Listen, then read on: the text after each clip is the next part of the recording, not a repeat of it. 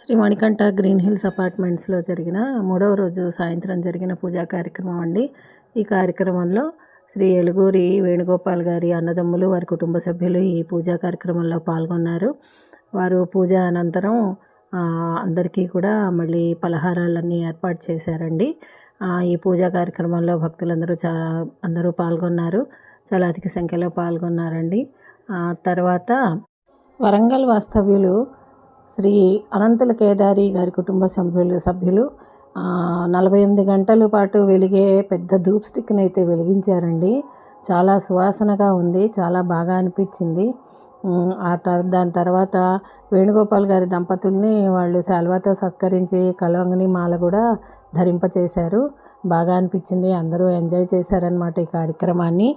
మేమందరం కూడా ఒక బ్లూ శారీస్ కట్టుకోవాలి అని నిర్ణయించుకొని అందరం కూడా నీలం చీరలు కట్టుకున్నాము.